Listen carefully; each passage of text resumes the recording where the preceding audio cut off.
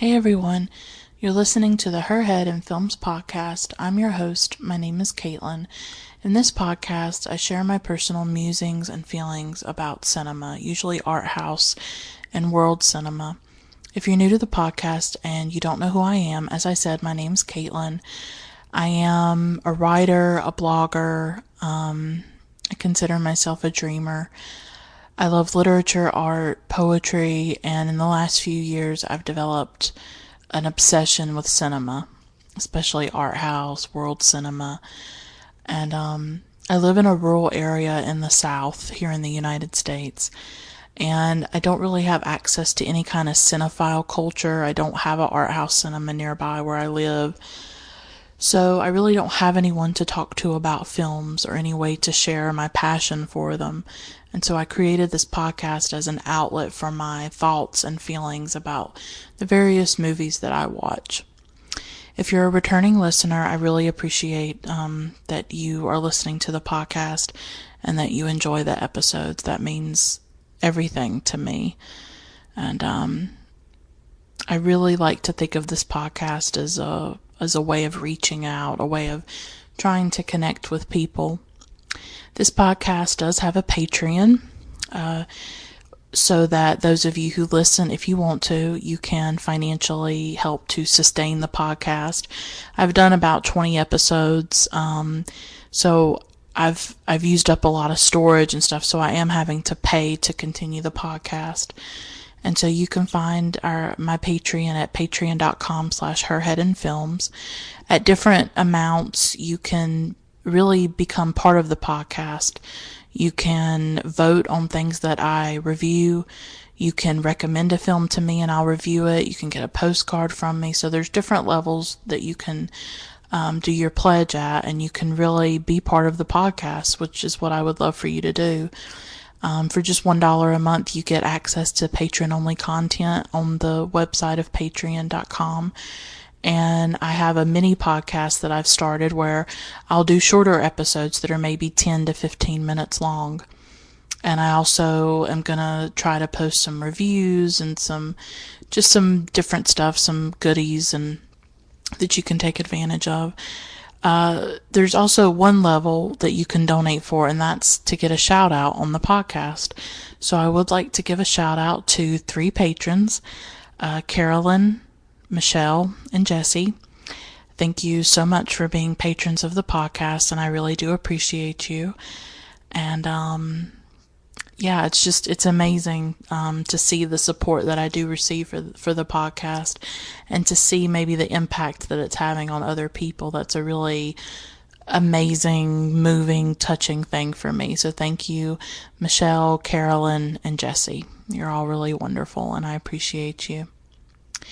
So today's episode, it's going to be a double feature, really. It's about 2 films that I watched this week, and they are both Iranian films about children. And the first is Willow and Wind by Mohammad-Ali Talebi, and that came out in the year 2000. And then the other film is Where Is My Friend's House, which is by Abbas Kiarostami, and it came out in 1987. What connects these 2 films, besides the fact that they're about young boys, about 8 years old, is that Kiarostami, he directed Where Is My Friend's House, but he also wrote Willow and Wind. And so I want to look at how childhood is shown in these films, how Kiarostami gives a very touching and authentic portrayal of children. And I think both of these films are very special and very beautiful. And Where Is My Friend's House was done in 1987. Willow and Wind was done in 2000. So they're about 13 years apart, but they have a lot of commonalities about them. And I saw both of them on Filmstruck, if you are curious about where I saw them. If you know about, many of you may already know about Abbas Kiarostami. He was really a giant of world cinema, of Iranian cinema. And, I'm not going to go into, deep biographical background about him. but he's certainly one of my favorite directors. And he was part of the Iranian New Wave, which started in the late 1960s. And I'm reading this from Wikipedia. And those who were part of the Iranian New Wave, they used poetic dialogue and allegorical storytelling dealing with political and philosophical issues. I would say a few other hallmarks of Kiarostami cinema is his use of amateur actors, his focus on sort of rural Iranian village life, also his blending of fact and fiction. Several of his films could be called docu-fiction, I think it's called, where it's based on real events, but it seems like a documentary, but it's not a documentary because these are staged scenes. So he's always playing with cinema, and he's always blurring those lines between genres, I think. So we lost him in 2016. He was 76 years old, born in 1940. And so I've been watching his films this week because it was recently his birthday, because it's late June 2017. So he was born June 22nd, and then he died July 4th, 2016. So I've been sort of going back to his films, watching them, and I've just really enjoyed that, and it's been a really great experience this week. In the films that I talk about, I will talk about various plot points of the film, and so there may be spoilers. So I do want to warn you about that. I will also say that I'm struggling with depression right now. I'm very open about it, that I have mental illness and that I struggle with anxiety and depression. And I've struggled with those things for much of my life, even when I was a child. So if this isn't one of my better episodes, that's why. If I sound kind of maybe monotone, or if I sound kind of down, or I really wanted to talk about these films. If I wait too long, till I'm feeling better or the depression is gone, which I don't know when that could be. I'm just in a very deep episode right now where I just feel really like empty and hollow, and I physically feel it too. I'm very tired. I'm just exhausted. Life exhausts me. And I'm just not in a great place right now. But I wanted to talk about these films. I didn't want too much time to go by before I talked about them. And with his birthday having happened, and then I think this is the perfect time to do it. And so I'm just trying to push through it. And I'm just trying to feel like, well, maybe if I talk about films for a little while, that will help in some way. I don't know, but nothing's really helping me right now. And, yeah, I just have to pull through it. I don't have any kind of access to any kind of mental health care or anything like that. I don't have insurance, so I'm just trying to pull through it. You know what I mean? Just survive it somehow. Sometimes life is just survival for me. I just get in that mode where I just have to get through it. So I'd really like to talk about these films, though. So I'm going to start with Where Is My Friend's House? And as I said, directed by Abbas Kiarostami, came out in 1987. It's set in northern Iran, I think in a town called Kokar, or a region called Kokar. And it's about a young boy. Just give me 1 second. Yeah, I just want to make sure I have the names correct. I made notes, and so I just want to double check. Yeah. It's about 8-year-old Ahmed, who accidentally takes home the notebook of his friend. The notebook is where they do their homework. His friend is named Muhammad. Ahmed knows that Muhammad will get in trouble for not having his homework done in that particular notebook. There's a scene at the beginning of the film that sets that up for us. Shows the teacher warning Muhammad that if he doesn't have the notebook the next day, then he will probably be expelled from school. So Ahmed goes home. He's like helping his mother with chores and taking care of his like baby sibling. And So he's doing his homework, and then he realizes that he has Muhammad's notebook. He tells his mom that he needs to take the notebook back to Muhammad, but his mom really doesn't want him to go. She just says, well, that's his problem. He doesn't have his notebook, too bad. But when she's not looking, Ahmed sneaks off. And much of the film, and like a lot of Kiarostami's films, this is like a quest film. It's a journey. Like, Ahmed's big quest is to find Muhammad's house. He asks villagers, he asks neighbors. It's like in another town. No one seems to know where this family lives, or they don't know the family too well. And so a lot of the film is of Ahmed, running through this landscape. It's very dry and arid, very mountainous and rural, because it's in rural Iran. He is not able to connect with Muhammad or to find Muhammad's home. And so the next morning, we see Muhammad in class, but we don't see Ahmed.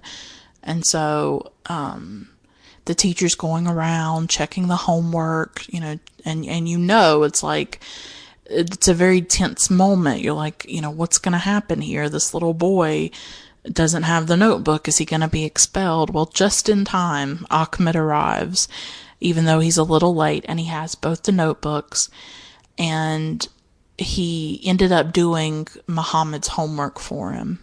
And so it seemed to me like he probably stayed up for a little while at night and did the homework. So he did his homework and he did Muhammad's in their separate notebooks. And the teacher is looking through the notebooks. He grades the homework and he says that they did a great job. And so disaster is averted at the end. So it's this very simple but this very moving story about a child's sense of responsibility to his friends. What struck me was the difference between the children and the adults, because when he tells his mother that Muhammad is not going to have his notebook, the mother just kind of shrugs it off. She doesn't really care. She just says, well, too bad. She sort of blames Muhammad. But inside, Ahmed knows that there's something wrong about this setup, that Muhammad didn't do anything wrong, and that he shouldn't be punished for something like this when it's just a mistake. And it seemed to me like the child in the situation sort of had more of a moral compass than the adults. And I think that's a common theme that a lot of us can relate to, that it always seems like children sometimes have a better sense of morality than adults do. Ahmed just has this very strong sense of right and wrong, and it seems like maybe some of the adults around him have lost that in their lives. It's really a film about sacrifice, the way that, and generosity, and how generosity, I guess, can come through sacrifice, that Ahmed sacrifices his time by staying up late to do Muhammad's homework, and it's a generous act that Ahmed does and gives that gift to Muhammad because he feels a responsibility and an obligation, and he doesn't want to see Muhammad get hurt. He doesn't want to see him be expelled from school. And this film, as I said, was set in a rural Iranian village. And I thought it was really interesting. And obviously, I don't know if they're considered poor, but it's a rural area, and it does seem like working class probably. People struggling financially, people who don't have a lot of money. And you could really see the struggle that the children had between going to school, maintaining their studies, and then when they got home having to help their families financially, or not necessarily financially, but just help their families. Like Ahmed had to help his mom with his baby sibling, and he had to do a lot of chores. And I think there's a scene where there's like a child that has to do like farm work or something for his family, and he's, instead of doing his homework, he has to do this farm work. And so you see how at a young age these children are very torn. It's like they know that they need to get their education and that could maybe provide a better life for them, but then they're in the immediate economic circumstances of having to help their families. Something that struck me too, I mean, here in the West and here in the United States, we tend to idealize childhood, and we tend to want to shield children from difficult things. And something that struck me about watching these Iranian films with children in them was that it seemed to me like from a very early age, maybe there is a lot expected of Iranian children in that society, that they are expected to maybe do adult things. Like, I'll talk about this in the next film, Willow and Wind, where a little boy breaks a window and he's expected to fix the window. And so it seemed to me like a lot of times some of these children were put in, like, there was a lot expected of them, although I guess you could argue that here in the United States too.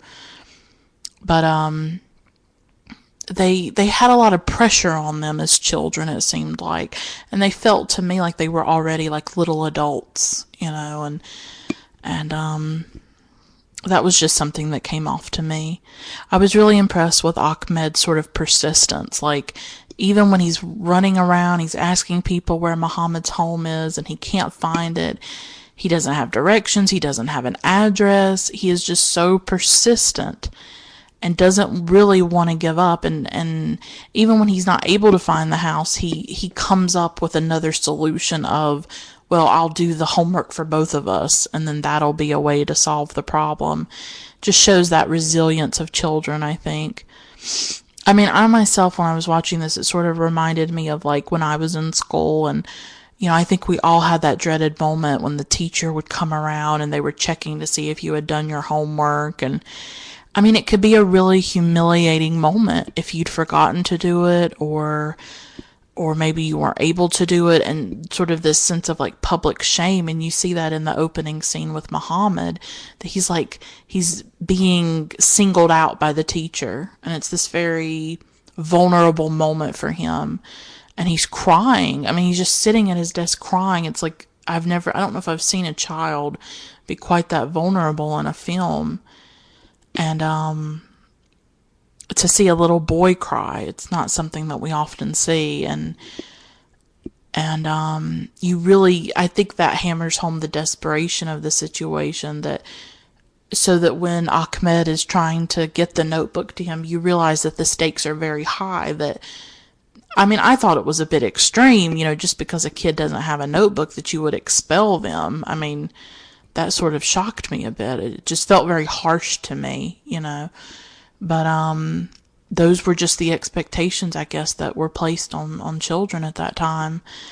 So I just thought this was such an authentic film, really, about children and about the morality of a child, and how they actually can sometimes have a much better awareness of their own humanity and how they treat other people.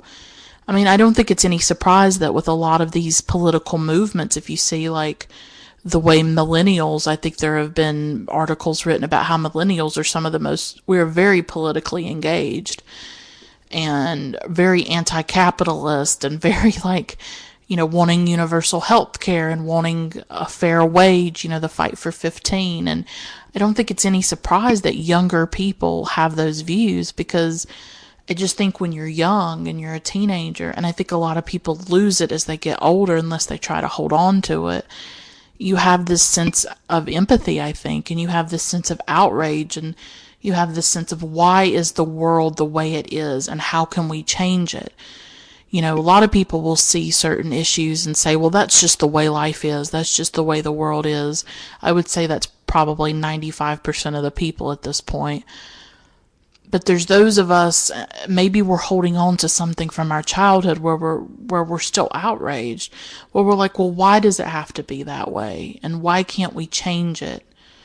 And of course, the people in power don't want it changed, and they're very threatened by, I think, young people who I think often have a deeper sense of morality and a deeper sense of, well, we need to be taking care of everybody. We need to be paying everybody a living wage. We need universal health care. We need a different model outside of capitalism. And so that was something really beautiful about Ahmed, was his sense of morality, his sense of right and wrong. And you just hope to God he doesn't lose it when he grows up or something. Like, ugh. So, yeah, it's such a film about friendship and connection and really being there for someone. I mean, how rare is that, to have someone who absolutely is there for you, that you can completely rely on, you know? I mean, Ahmed has got Muhammad, you know, he has got his back, as they say, and he is going to help his friend no matter what. And that's like a really beautiful portrait of friendship, right? I just really loved that.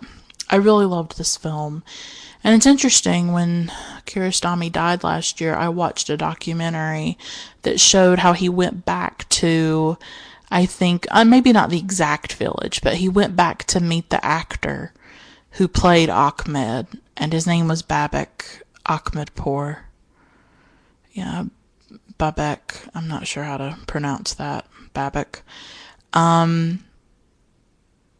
And he found him, and he was all grown up. He was probably in his 20s or something, and he actually was a little bit, I don't want to say resentful, but I think he thought that being in the film would change his life. I think he thought that maybe he would be in more films, that he would maybe become a star, or maybe his life would sort of go a different way.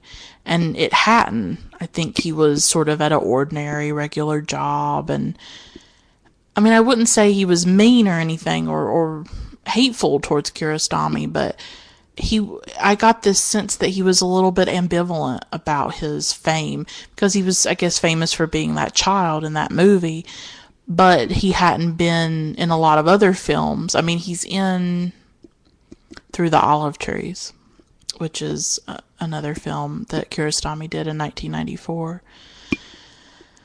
But it was a very interesting scene where Kiarostami goes to meet him after all these years, and, you know, his life is sort of very ordinary and maybe not what he had hoped that it would be, you know. And I just thought that was kind of interesting. But he was so good in this film, and he was not a trained actor, and he was an amateur, and I think Kiarostami brought out a lot of sweetness but also a seriousness. Like, he doesn't smile a lot in the film. He's very resolute about what he has to do. And he's very serious. He just seemed like a little adult in many ways. So the second film that I want to talk about is Willow and Wind. This film came out in the year 2000. It's by Mohammad-Ali Talebi, and the screenplay was by Abbas Kiarostami. And it is another film set in Iran, in a rural Iranian village. So it starts with a new boy who arrives in class. His name's Reza. He is from a very dry, arid climate in Iran that rarely gets any rain. And on the day that he arrives in this new class, it is raining. And he goes to sit at a desk, and the rain is sort of pouring on him a little bit, and everybody who's by the window, because earlier a little boy, probably a week or two ago, a little boy had broken the window, and he is not allowed to come back into the class until he fixes the window. His father's not able to do it. His father works a lot, and so it really falls on the little boy. I would say these kids are maybe 10 or 11, maybe a little bit older than Ahmed was in Where Is My Friend's House. So he's not able to come back to class until he's fixed that window, and if he doesn't fix the window by the end of the day, then he's going to be expelled. But it's interesting because the first scenes of the film are not about that little boy. They're about Reza, the new boy. and his fascination with the rain. He's rarely seen it in his life because of where he originally grew up in Iran. And so he just can't stop looking at it, and he's so entranced by it. And the teacher tells him, well, you're distracting the class, you're not paying attention to the lesson. And so he sends the boy outside, and he basically says, get your fill of the rain, and then you can come back in, and and you can continue. So Reza goes outside, and he's got his hand out, he's touching the rain, he's got this huge smile on his face, he's playing in it. It's just this beautiful moment. Like, it just enchanted me when I was watching it, watching Reza just fall in love with the rain. It's such a small thing, but when it's taken through the eyes of a child, through the lens of a child, the ordinary can become extraordinary. And to them, it's not. To them, it's amazing and it's wondrous. I mean, you've seen it every day for your entire life in your adulthood. But for these children, or for a child that hasn't seen rain very much, it's this glorious new experience. And Talebi captured that beautifully in this film, and Kiarostami wrote it. So for me, it's like this mixture of Talebi and Kiarostami, really, even though I know Kiarostami only wrote the film. So when Reza is outside playing in the rain, he meets the boy who's been banished from the class for breaking the window. He had hit the window with a ball or something. So he hears the boy's story about how, he has to fix this window by the end of the day. He needs money for the glass. And so Reza offers to loan him the money to buy the glass for the window. And they set off to Reza's home. They even hitchhike to Reza's dad's workplace, where he gets the money from his dad.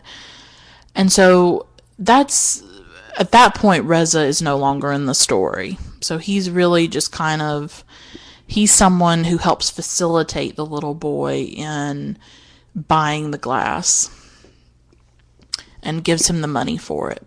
So the rest of the film is focused entirely on this young boy and his quest to get the glass, to get it back to the school, to fix the window. So like Where Is My Friend's House, there is a friendship component of the film, of these two young boys helping one another. But it's also a quest, sort of an odyssey that this child is on to make something right, which is this broken window. He goes by and sees his dad, who works at a factory. The class sort of comes into it a bit, because when Reza went to see his own father, his father worked as an engineer. So Reza's father is very sort of part of the professional class, upper class, I would say. Whereas this little boy's dad works in a factory. He's not able to take time off to go and fix the window himself, so it falls on the little boy to do it.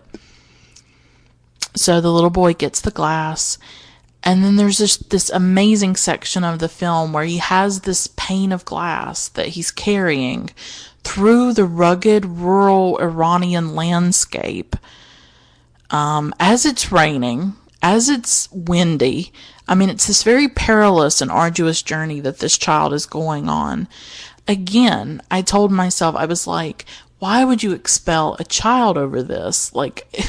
It never made sense to me, just like in Where Is the Friend's House, the notebook thing, expelling a kid over a notebook, but this is just the story, Once again, children put in positions where they have to be like adults, and it's very serious, and there's a lot put on them, a lot of pressure.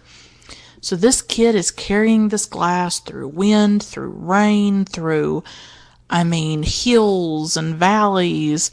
He, just like Ahmed in Where Is My Friend's House, he is persistent. He is going to do this. Nothing is going to hold this kid back. At one point, a friend of his comes by on a motorbike, and he tries to hitch a ride with him, but he's too scared. The boy's driving really fast, and he's too scared that the glass is going to break, so he continues his trek on foot. He finally arrives back at the school, goes into the classroom.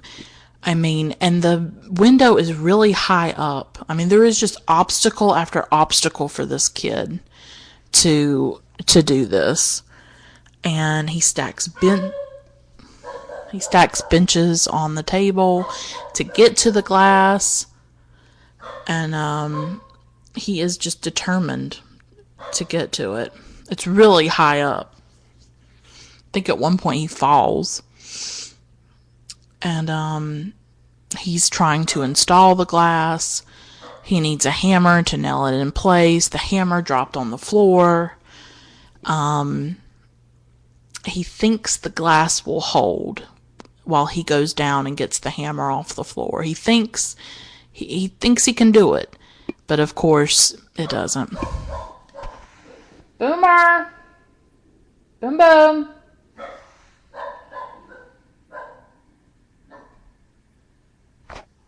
That's my dog barking. Boom boom! Oh Lord, I may have to take a break. One moment, I will be back. Boom boom, I'm gonna put you up. Boomer, come on. Boom boom, come on.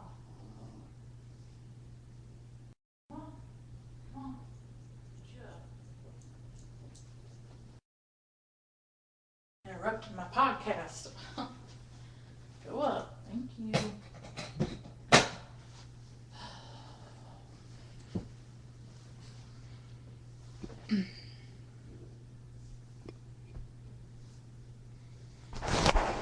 All right.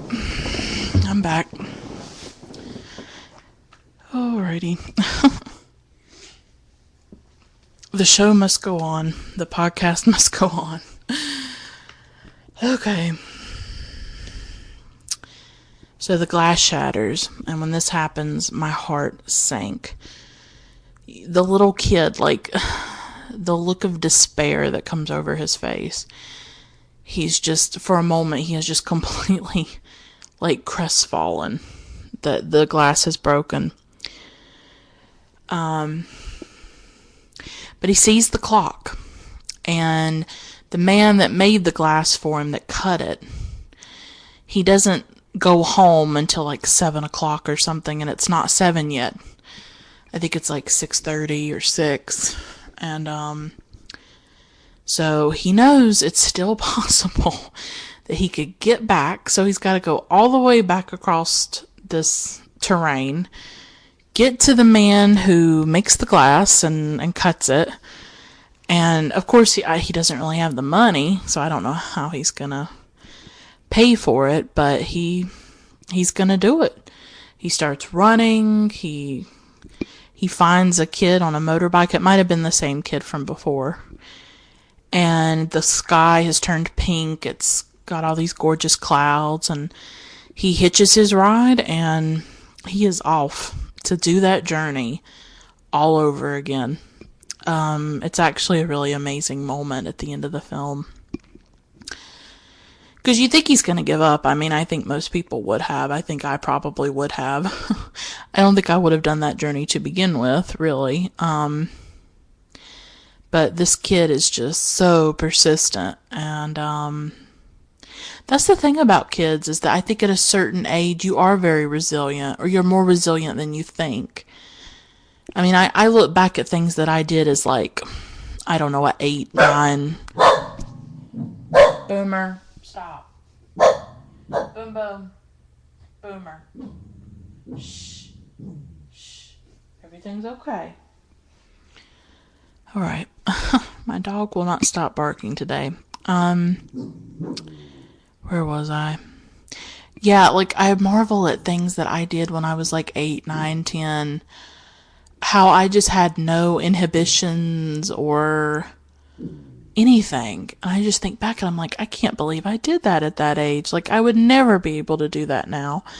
I'd be mortified, or I'd be scared, or I think maybe as you get older, some of those, you start to censor yourself, edit yourself, think more about every move you make, and And I think also you're not as resilient. Because, yeah, when you're young, I think it's easy to be resilient because not a lot has happened to you yet. So when you're 8, 9, 10, you don't tend to have gone through a lot. I mean, some kids do go through a lot. I think a lot about, like, the refugees now who are in refugee camps around Europe. And I think a lot about what those children are going through. And not just in Europe, but there's refugee camps around the world. I wonder about the toll that their experiences will take on them. And they do seem to be resilient, but I was listening to this story by NPR probably a week or two ago that talked about how even children are really struggling. Children, refugees, are really struggling there, maybe cutting themselves. They're seeing the adults around them sometimes are committing suicide because of the dire conditions and the dire situations that they're under. So I think maybe when you're a child, you're able to survive it, but then maybe as you get older, maybe it starts to sink in more what happened. And often tragedies can accumulate. Something traumatic can happen to you when you're very young, and up to that point, that's all you've gone through. But then after that point, you've gone through that tragedy or that trauma, and then more may come and more may accumulate. And how do you continue to cope with those? And what kind of resources do you have? They were talking about how in a lot of these refugee camps, there's no mental health people that they can talk to.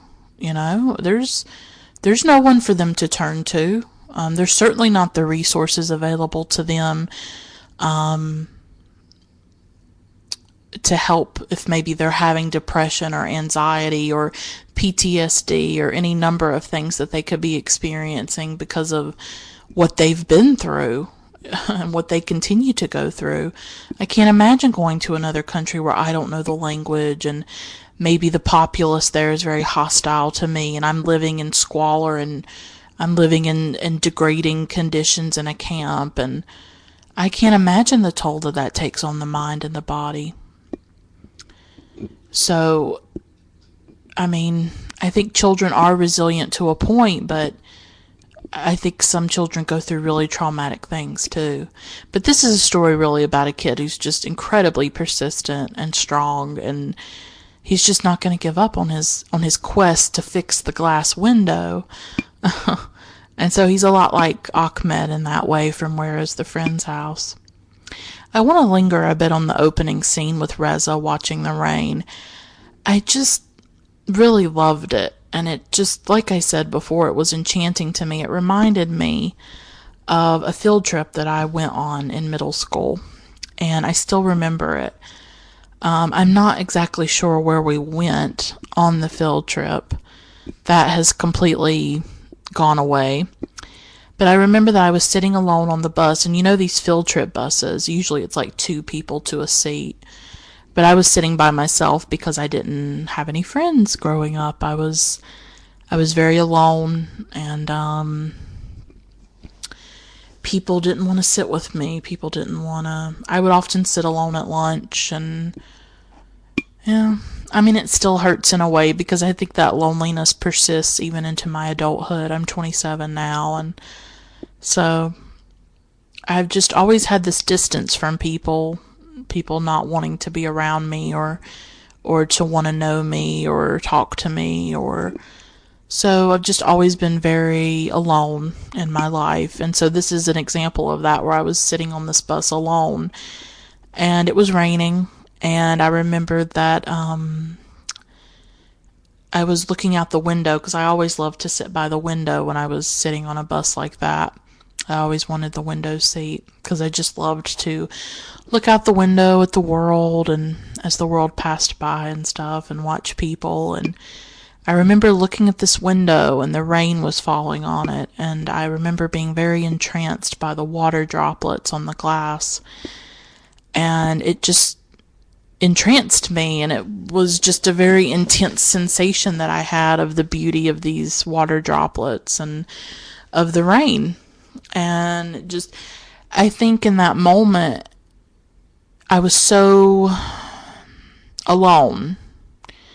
And I felt really ashamed that I was sitting by myself and that nobody was sitting with me, and everybody else had somebody, sitting with them. They had a friend or a partner. And so I had to retreat, I think, into my own world, into my head, into my inner life. And I've always had to do that. I think when you're on your own and you are alone in life, you go within.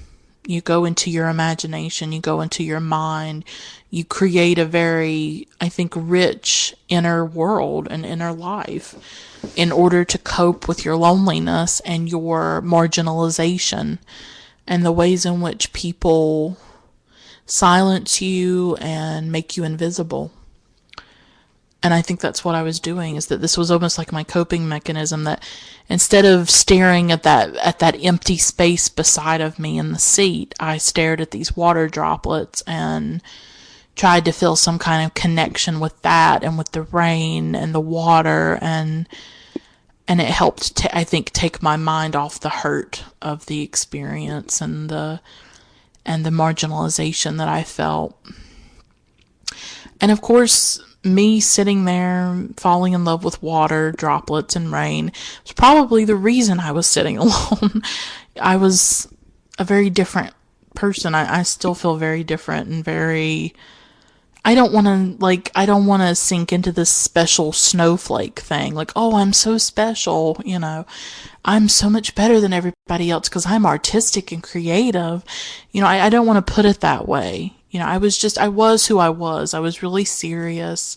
I was really studious and academic and intellectual, and I was very shy, and I still am. I'm very introverted. It's hard for me to talk to people and to connect to people. And so people probably didn't know what to make of me, I'm not blaming them. I'm not saying, well, oh, I was just this victim, and people were terrible to me. I know people have been through much worse things than what I went through as a child. But I just always felt other, and I always felt different, and I always struggled to connect. And I think sometimes it can be hard when you are sensitive and tender, and when you notice things in the world like rain. I think and rain excites you, and you see these ordinary things and they have meaning for you, and they entrance you. I just think it can be hard when you notice things like that most people pay no attention to, and you notice them, and you feel sensitive to certain things that don't affect other people the way that they affect you. So this film really made me think about my own childhood, about experiences that shaped me. I thought about how this little boy with the glass and his journey, I thought about how this is probably a defining experience for him, that he is being shaped by this. He's almost in a crucible in a way, and he's being shaped by this experience, and the way he handles the glass, and the way he handles the heartbreak of the glass shattering, and what he does and how he reacts to that. And I just felt like this was sort of a formative experience for him, and perhaps that's what they wanted it to be in the film, the filmmakers. And I thought about different experiences that had shaped me and how I sort of became what I am today. I think maybe a lot is set for us in childhood, the way we act in childhood, or the decisions we make, or the way we see ourselves. I think those things can persist into adulthood, and I think they can really affect us. And again, I thought this was a really authentic portrayal of children, and how children can be very open to the world and open to new experiences like the rain. They can see things with new eyes because of their age and their youth, and how those things become very new to them, and also, like I said, their resilience. And also, I again loved the rural setting of Iran. I really like the way Talebi was focusing on a rural setting. It reminded me a bit of Potter Panchali by Satyajit Ray, which I do have a podcast episode about because I love that film. Again, that film was so revolutionary especially in Indian cinema, because it focused on a rural family in a village. And you see something similar, I think, with Kiarostami's films, especially how he shows children living in rural areas, and how I would imagine that their experiences are a bit different from a child living in a big city in Iran. And him having to, the little boy in this film in Willow and Wind, having to face very difficult experiences in nature, in the wind, the rain, the landscape. So that might be a different experience than for a child living in a city a bit, I mean, both of these films really are about boys, little boys, facing a crisis, facing a moral crisis in a way. With Ahmed, it's how can I get this notebook back to my friend, and not being able to do that, how can I help my friend? How can I lessen the fallout from him not having his notebook? And then with this one, it is, how can I get this glass window fixed so that I don't get expelled from school? They are in moments of crisis, moments of no return, that, something is going to happen either to them or to a friend or someone they care about that is going to change their lives forever, because school is important and you don't want to be expelled. And I imagine that would be a very difficult thing for a child to live with. So they are in a crisis, and they have to act. They have to actively participate in their lives, and they have to make very difficult decisions about what to do and how to proceed.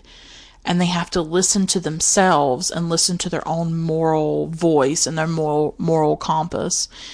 Because once again, the adults are just like, something that struck me in Where Is My Friend's House was that there were moments when Ahmed would be trying to talk to adults, and they would not even acknowledge him. They would not talk to him. They would not even engage with him. It's like he wasn't really there. And you saw something sort of a little bit similar with the little boy in Willow and Wind, where the adults are not going to help him. His father can't help him. His father's working at a factory. The principal and the teacher isn't going to help him, I mean, I would imagine perhaps they could have fixed the window or paid for the window to be fixed, but maybe they are on a budget and they don't have the means to do that. But he is on his own, and so is Ahmed in Where Is My Friend's House. Both of these boys are alone, except for their friends. There's Reza, who gives the little boy the money for the glass window, and, Ahmed and Muhammad are friends. But overall, these kids are pretty much on their own. It reminded me a bit of a film that I watched recently called Landscape in the Mist, which is by Theodore Angelopoulos, a Greek director. And it's also about two children. They live in Greece, but they think that their father, who they've never met, lives in Germany. And so they take a train, and then they take other means. They take this journey to Germany to try to find their birth father. And so they're having to, like Ahmed, like the little boy in Willow and Wind, they're having to really confront sort of a harsh and indifferent world, a world of adults that don't always care about them and don't always want to help them or protect them or shield them. And there is actually an image of a tree in Willow and Wind that reminded me of a scene in Landscape in the Mist, when the two children come to their destination and they see this tree in the distance. And there was a similar scene in Willow and Wind where there was a tree in the landscape. Landscape in the Mist was made in, I think, 1988. So about 12 years apart. And I don't know if Talebi had any kind of knowledge of Landscape in the Mist, or if it was any kind of, in conversation with that film, but it really reminded me, I mean, both are about children on this journey, on this quest to do something. Both are about dealing with adults, dealing with a very difficult and harsh world. So that would maybe be another film if you're interested in films about children, you know.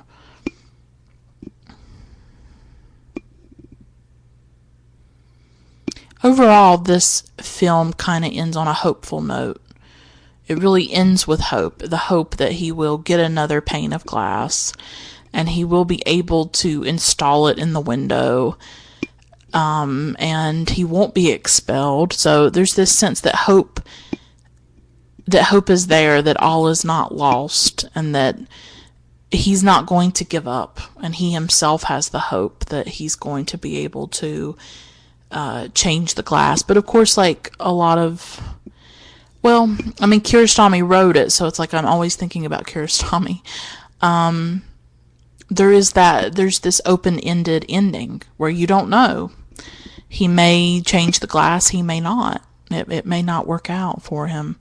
We don't know. It's really a question mark. So I thought these two films, I didn't necessarily have a plan to watch them together, but it just kind of happened that I did. I was in a Kiarostami mood, so I watched Where Is My Friend's House, and then I was on Filmstruck, and they have this series right now about children in film, and they have about probably a dozen films or so about children, and they're from all around the world and all different continents and countries. And since I was watching Where Is My Friend's House, I saw that there was an Iranian film called Willow and Wind, and then I got even more intrigued when I saw that Kiarostami wrote the screenplay for it. So I was like, well, these two, I think, would maybe complement one another. And so I watched Willow and Wind and just fell in love with it, as I said. I think the rain scene, and the rain scene, now that I think about it, also reminds me of Potter Panchali, because there is this gorgeous, gorgeous, one of my favorite scenes ever in Potter Panchali by Satyajit Ray, where Apu, who's the little boy, he's the focus of the film, him and his sister Duga are in the rain, and Duga especially is playing in the rain. She's throwing her hair everywhere. It's like she just looks so ecstatic, and she luxuriates in the rain falling down.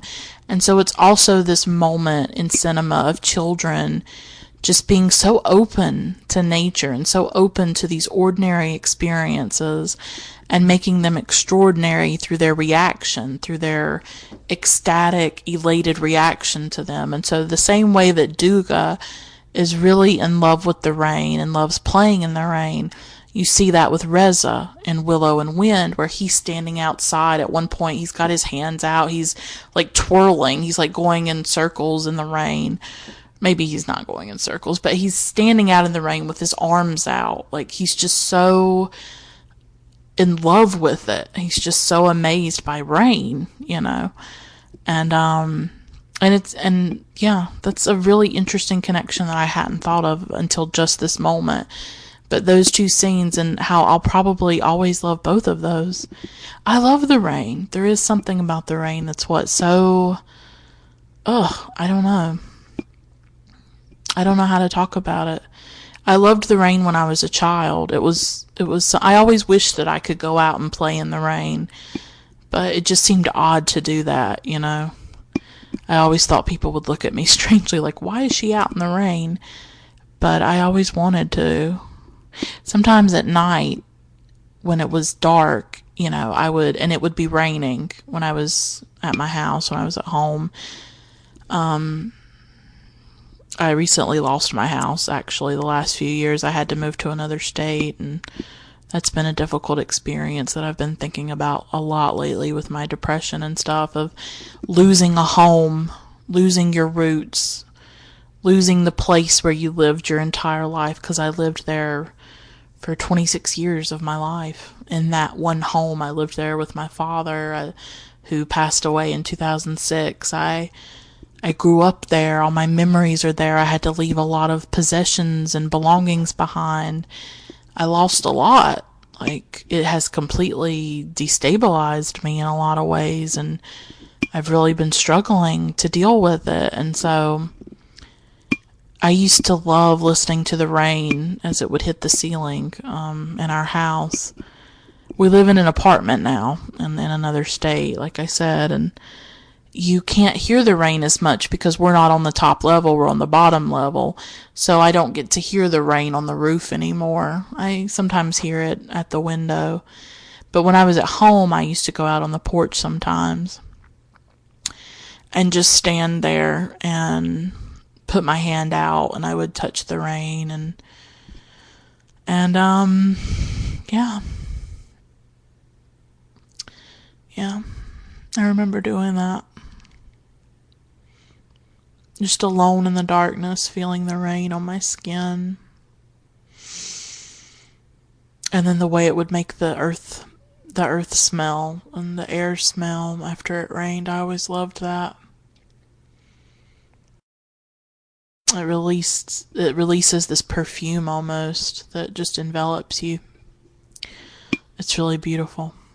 At least it does here in the country, in the rural areas where there's a lot of grass and trees. It's like the smell of the earth, and it's just gorgeous. And so I've always loved the rain. And so when I saw Duga playing in it in Potter Panchali, and then when I saw Reza playing in it in Willow and Wind, it just moved me and it touched me to see the way the children engaged with this rain and how enchanted they were by it. And it just reminds us to sometimes things that we don't notice anymore because we're cynical or because we're older and we're just more used to it, that maybe we can see those things anew. You know, maybe the trees and the clouds and all these things that we kind of take for granted or that we don't look at anymore or we don't notice.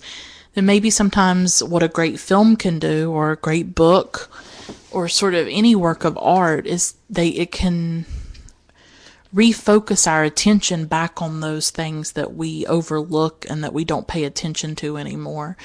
And it can help us see those things in a different way than we had seen them before. And so I think that's what can happen.